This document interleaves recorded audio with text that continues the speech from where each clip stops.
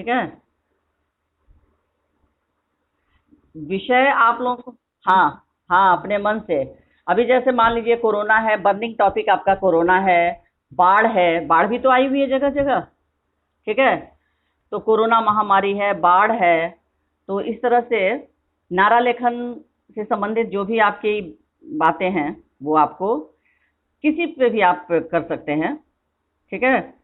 Group में भी लिख सकते हैं, अकेले भी लिख सकते हैं, ऐसा जरूरी नहीं है कि आप अकेले ही बनाएं। परियोजना कार्य अगर आपके कोई साथ है, चाहते हैं, अटैच होना चाहते हैं, तो आप उनके साथ भी बना सकते हैं। ठीक है।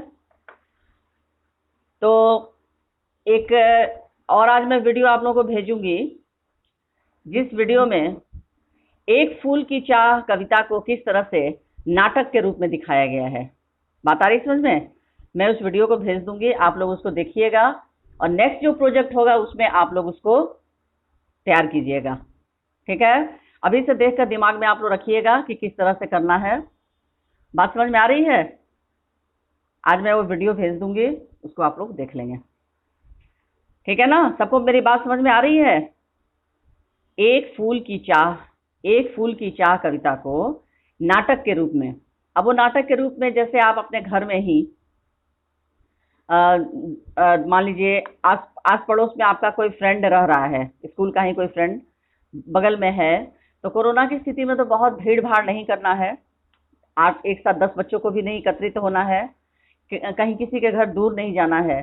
तो आसपास अगर आप लोग को मान लीजिए कोई एक फ्रेंड है जो घर के बगल में रह रहा है, तो वैसी परिस्थिति में आप जाकर उस नाटक को देखेंगे कि उसमें बहुत ज़्यादा पात्र की ज़रूरत तो है नहीं, एक सुखिया, और आप लोग देख लीजिएगा उस पहले वीडियो को, उसके बाद आप लोग समझिएगा कि उसमें कैसे आप लोग कर सकते हैं।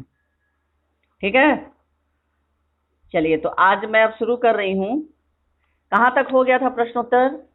हिमपात किस तरह का होता है और उससे क्या क्या परिवर्तन आते हैं, यही ना? हाँ, बताइए। हाँ, ये हो चुका था इसका उत्तर।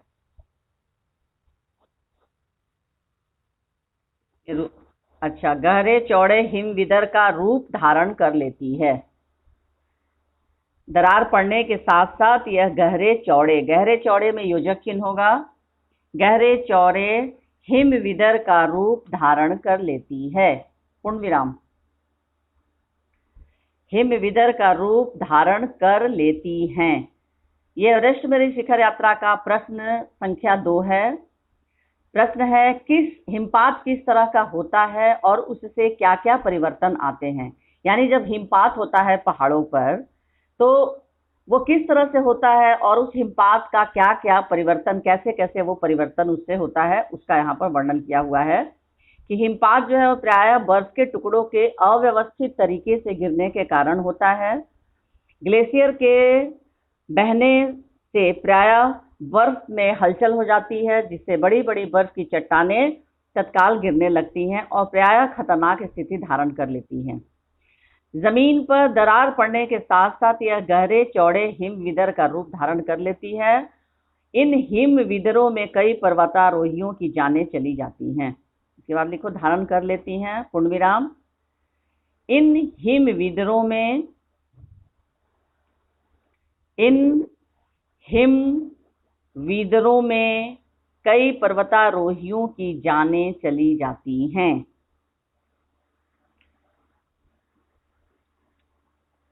इन हिम विदरों में कई पर्वतारोहियों की जानें चली जाती हैं। माइक ऑफ कीजिए आप लोग अपना, आवाज आ रही है।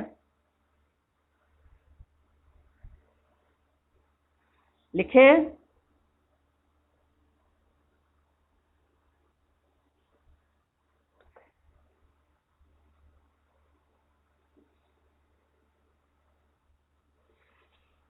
इन हिम विदरों में कई पर्वतारोहियों की जानें चली जाती हैं। ठीक है, पूर्ण विराम, चली जाती हैं। नेक्स्ट क्वेश्चन लिखिए। नेक्स्ट क्वेश्चन, लेखिका के तंबू में, लेखिका के तंबू में, नेक्स्ट क्वेश्चन, लेखिका के तंबू में, लेखिका के तंबू में गिरे बर्फ के, नेक्स्ट क्वेश्चन लिखो, लेखिका के तंबू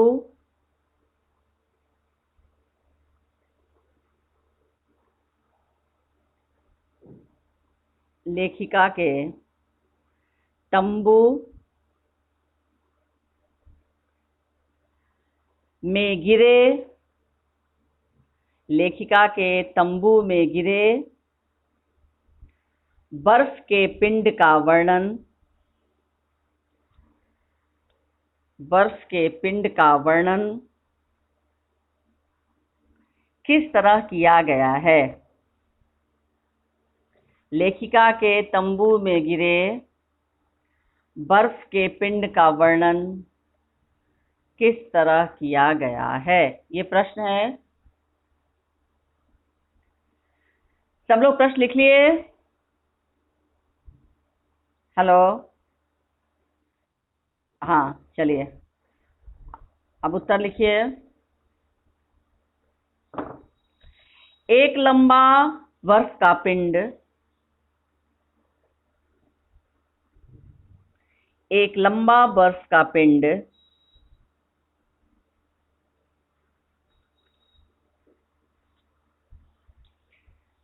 बर्फ का पिंड लेखिका के, एक लंबा बर्फ का पिंड लेखिका के कैंप के ठीक ऊपर, तुम लोग पाठ से कठिन वर्तनी याद कर रहे हो जो मैंने अंडरलाइन करवाया था? उसको याद करो, क्योंकि नहीं याद करोगे तुम लोग कठिन वर्तनी तो फिर परीक्षा में, टेस्ट में गलत लिखोगे तो मैं मार्क्स पूरी तरह से काटूंगी, बता दे रही हूँ। इसलिए कठिन वर्तनी जो भी मैंने अंडरलाइन करवाया उसको याद करोगे और फिर लिखने की प्रैक्टिस करोगे। हाँ, एक लंबा बर्फ का पिंड लेखिका के कैंप के ठीक ऊपर, ऊपर में बड़ा ऊ होगा, ऊपर, ऊपर, लोहत से आधा ल हौकार, फिर आधा त दंत स एकार, लोहत से, इसका उच्चारण कैसे करेंगे? लोहत से, लोहत से ग्लेशियर से टूटकर, ग्लेशियर, ग ल संयुक्त एकार, तालाब्य श ह्रस्वीकार य र, ग्लेशियर से टूटकर नीचे आ गिरा था, नीचे आ गिरा था और उससे विशाल हिमपुंज बन गया था, और उससे विशाल हिमपुंज बन गया था, पूर्ण विराम, और उससे विशाल हिमपुंज बन गया था, पूर्ण विराम।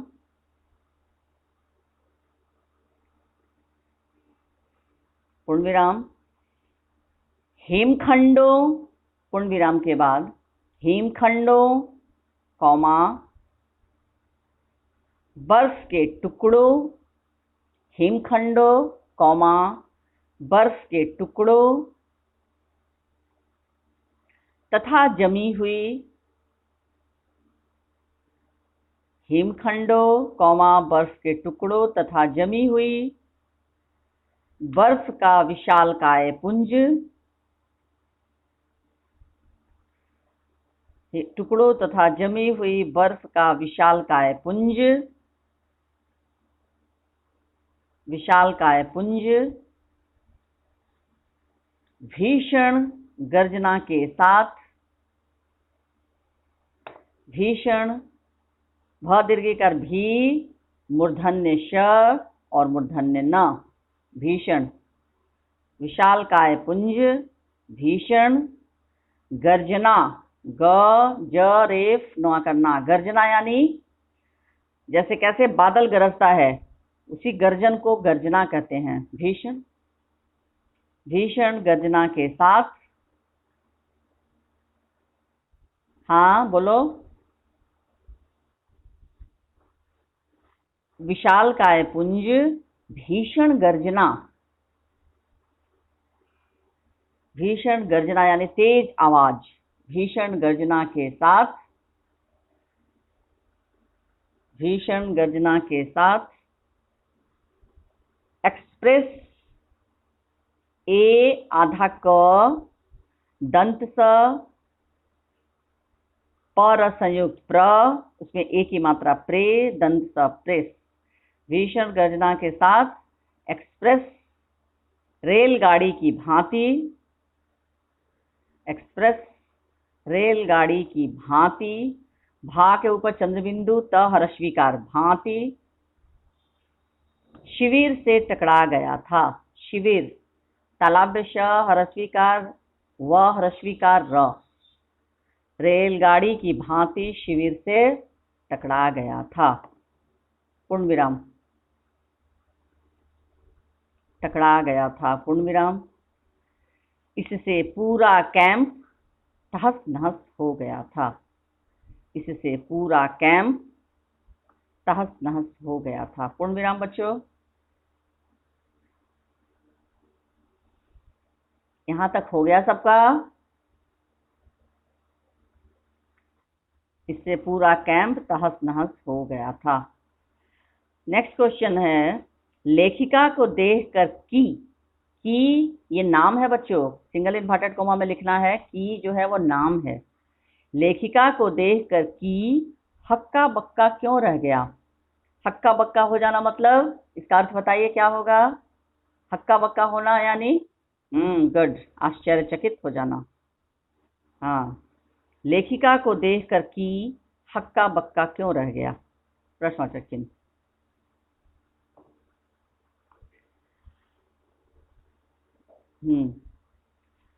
लेखिका को अपने दल के, लेखिका को अपने दल के अन्य सदस्यों, लेखिका को अपने दल के अन्य सदस्यों, अन्य सदस्यों जय कौमा, जय कौमा की तथा मीनू के साथ, जय भी नाम है, जय या जय, की तथा मीनू, म दीर्घिकार न दीर्घोकार, जय की तथा, लेखिका को अपने दल के, लेखिका को अपने दल के अन्य सदस्यों, लेखिका को अपने दल के अन्य सदस्यों जय की तथा मीनू के साथ चढ़ाई करनी थी। जय की तथा मीनू के साथ चढ़ाई करनी थी। पूर्ण विराम। लेखिका को अपने दल के जो सदस्य थे, तो लेखिका के दल में कुल 3 लोग थे। कौन कौन थे? जय, की तथा मीनू, और लेखिका को इन्हीं के साथ चढ़ाई करनी थी। पूर्ण विराम। चूंकि लेखिका, चूंकि च में बड़ा ऊ की मात्रा, चंद्रबिंदु, क हर्षिकार, चूंकि लेखिका साउथ पोल, चूंकि लेखिका साउथ पोल, चूंकि लेखिका साउथ पोल अपने सहयोगियों से पहले पहुंच गई थी, चूंकि लेखिका साउथ पोल अपने सहयोगियों से पहले पहुंच गई थी,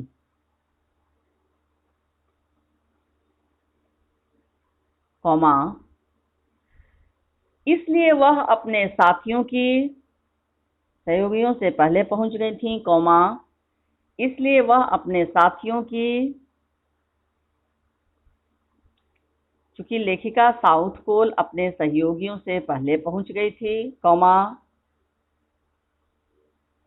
इसलिए वह अपने साथियों की, इसलिए वह अपने साथियों की सहायता के लिए, इसलिए वह अपने साथियों की सहायता के लिए सहायता के लिए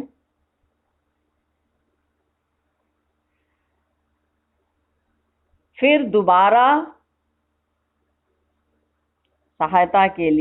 दोबारा दुर्गम पहाड़ियों से नीचे उतरी। फिर दोबारा दुर्गम, द हर्षुकार ग रेफ म, दुर्गम पहाड़ियों से नीचे उतरी। पूर्ण विराम।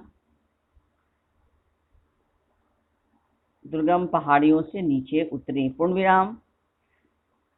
जब वह की के सामने पहुंची, जब वह की को सिंगल इन्वर्टेड कॉमा में लिखोगे, जब वह की के सामने पहुंची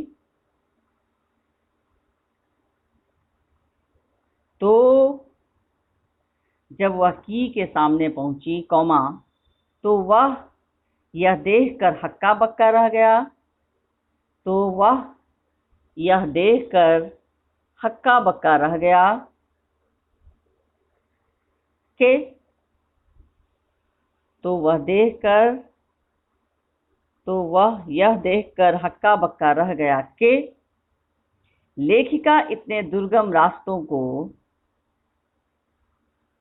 तो वह यह देखकर हक्का बक्का रह गया कि लेखिका इतने दुर्गम रास्तों को पार कर यहाँ दोबारा आ पहुंची हैं।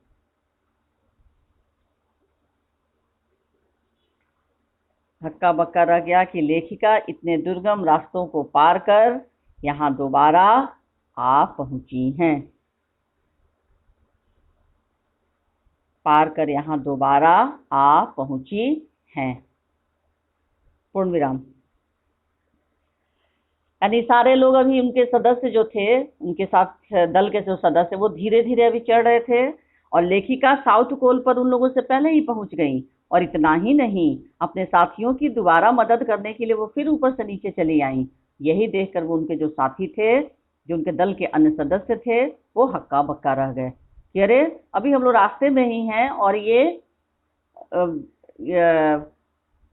क्या बचेंद्री पाल, और ये बचेंद्री पाल इतनी जल्दी कैसे चढ़ गई, इतना ऊंचा, और चढ़ गई और फिर चढ़े ही नहीं बल्कि दोबारा वापस भी चली आई हैं हम लोग की मदद करने के लिए। इसलिए वो लोग ये देखकर हक्का बक्का रह गए।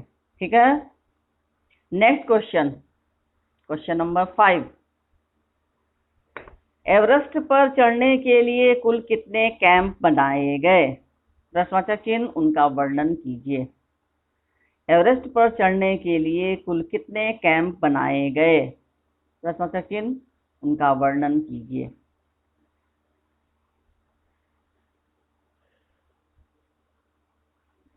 एवरेस्ट पर चढ़ने के लिए कुल कितने कैंप बनाए गए? उनका वर्णन कीजिए। लिख लिए प्रश्न आप लोग? हेलो, हाँ चलो लिखो। एवरेस्ट पर चढ़ने के लिए कुल कितने कैंप बनाए गए, उनका वर्णन कीजिए। प्रोजेक्ट आप लोग जितना जल्दी हो सके बच्चों बना कर भेजो, नारा लेखन।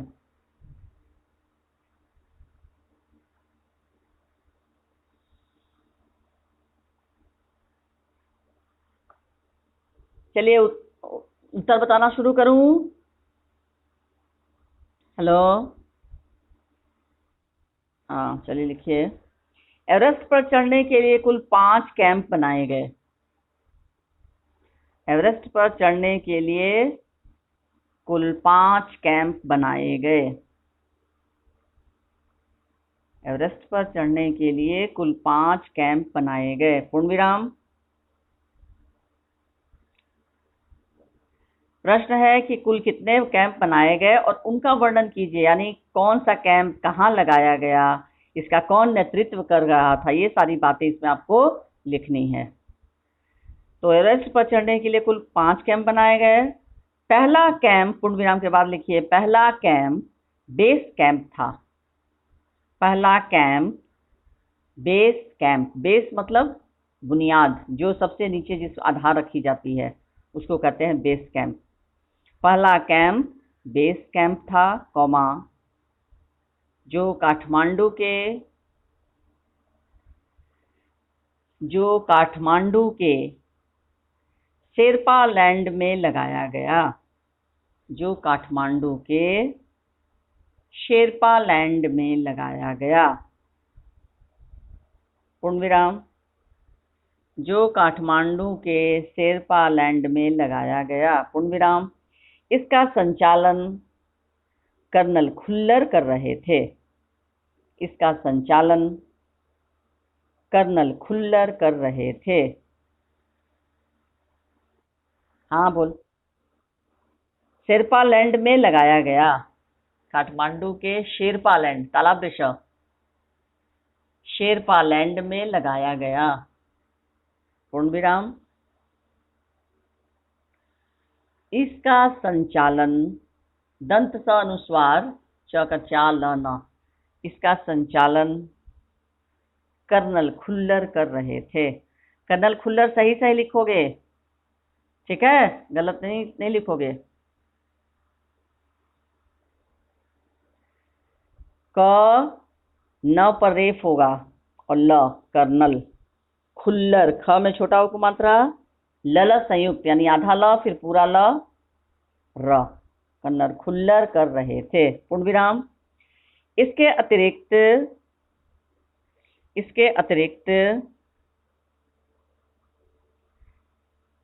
कैंप 1, इसके अतिरिक्त कैंप 1, इसके अतिरिक्त कैंप 1, कैंप 2, कॉमा देते जाओगे, कैंप 3 तथा कैंप 4 थे। इसके अतिरिक्त कैंप 1, कैंप 2, कैंप 3 तथा कैंप 4 थे।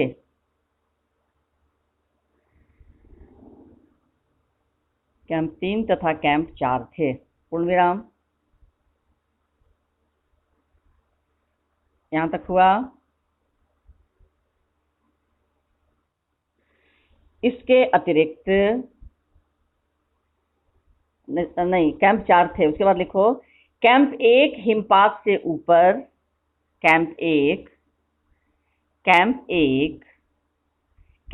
के बीच में योजक चिन्ह होगा। कैंप 1 हिमपात से ऊपर 6000 मीटर की ऊंचाई पर था, यानी 6000 मीटर की ऊंचाई पर था। कैंप 1 हिमपात से ऊपर 6000 मीटर, म दीर्घिकार टर मीटर की ऊंचाई पर था, पूर्ण विराम। यहां तक हुआ बच्चों? ऊंचाई पर था, पूर्ण विराम। कैंप 2 में शेरपा के, कैंप 2 सब में योजक चिन्ह लगाओगे, कैंप 2 में शेरपा के पैर की हड्डी टूट गई। कैंप 2 में शेरपा के पैर की हड्डी टूट गई, टूट ट में बड़ा हो मात्रा, टूट गई। कैंप 2 में शेरपा के पैर की हड्डी टूट गई, कॉमा उसे स्ट्रेचर पर लिटाया गया, उसे स्ट्रेचर, आधा दंत स ट के नीचे र जो होता है उसको हंस पद की तरह कहते हैं ना, हंस के पैर की तरह होता है वो र, ट्रे एक ही मात्रा च र, स्ट्रेचर, उसे स्ट्रेचर पर लिटाया गया, पूर्ण विराम। कैंप 3 लहोत्से पहाड़ियों के, कैंप 3 लहोत्से पहाड़ियों के आंगन में स्थित था। कैंप 3 लहोत्से पहाड़ियों के आंगन में स्थित था, पूर्ण विराम। कैंप 3 लहोत्से पहाड़ियों के आंगन में स्थित था, पूर्ण विराम। कैंप 4 समुद्र तट से, कैंप 4 समुद्र तट से 7900 मीटर, 7900 7900 कैंप 4 समुद्र तट से 7900 मीटर की ऊंचाई पर स्थित था। कैंप 4 समुद्र तट से 7900 मीटर की ऊंचाई पर स्थित था। पूर्ण विराम।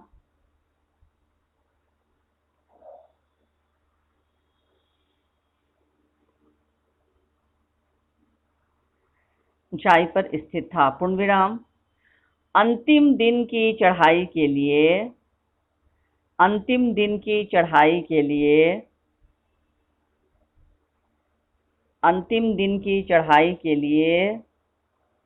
साउथ कोल तथा शिखर कैंप बनाया गया। अंतिम दिन की चढ़ाई के लिए साउथ कोल तथा शिखर कैंप बनाया गया। अंतिम दिन की चढ़ाई के लिए साउथ कोल तथा शिखर कैंप बनाया गया। हो गया बच्चों? हाँ, हेलो।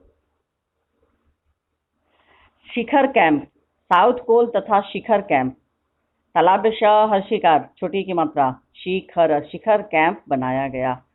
नेक्स्ट क्वेश्चन, चढ़ाई के समय एवरेस्ट की चोटी की स्थिति कैसी थी?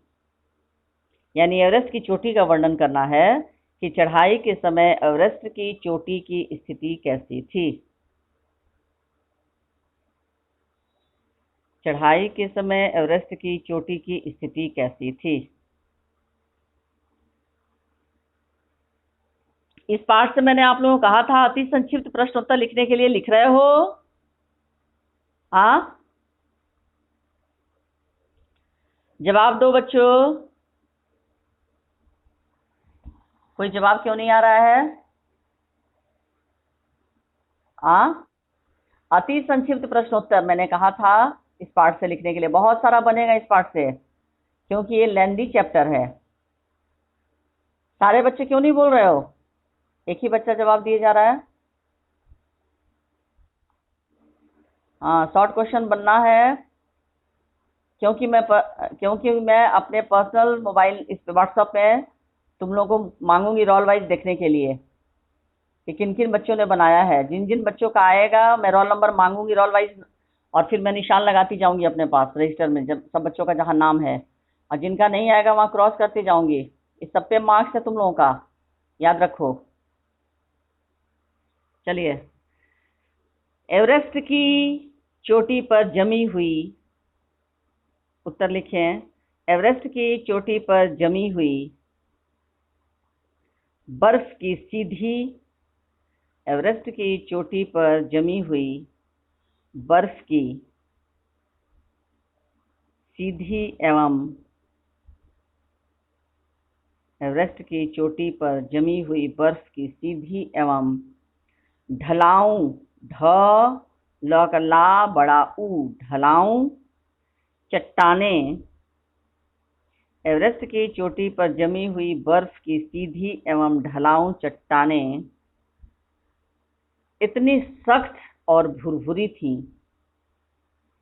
सीधी एवं ढलाऊ चट्टानें इतनी सख्त, दंत स आधा ख त, सख्त और भुरभुरी, भ शुकर भूर, फिर भ शुकर भूर दीर्घ का री, भुरभुरी थी। भुरभुरी का मतलब होता है कि हाथ से छूते ही जो तुरंत टूट जाए।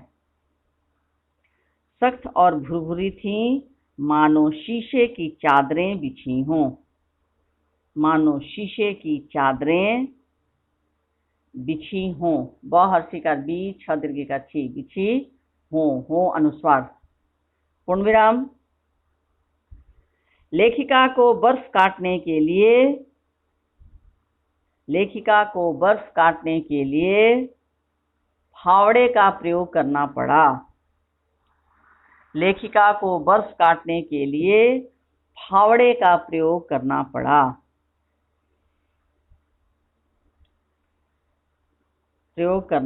पूर्ण विराम। जमी बर्फ इतनी सख्त थी, जमी बर्फ इतनी सख्त थी कि जमी बर्फ इतनी सख्त थी कि फावड़ा काफी ताकत से चलाना पड़ता था। इतनी सख्त थी कि फावड़ा काफी ताकत से चलाना पड़ता था। पूर्ण विराम। ऊंचाई पर चलाना पड़ता था। पूर्ण विराम। ऊंचाई पर तेज हवा के झोंके, जल्दी लिखो, बस एक पंक्ति रह गया है। ऊंचाई पर तेज हवा के झोंके भुरभुरी बर्फ के कणों को, ऊंचाई पर तेज हवा के झोंके भुरभुरी बर्फ के कणों को चारों ओर उड़ा रहे थे। ऊंचाई पर तेज हवा के झोंके भुरभुरी बर्फ के कणों को चारों ओर उड़ा रहे थे, कौमा, जिससे दृश्यता द में री की मात्रा द्रि, आधा तालाब श यता, जिससे दृश्यता शून्य तक पहुंच गई थी। जिससे दृश्यता शून्य तक पहुंच गई थी, यानी 0 डिग्री।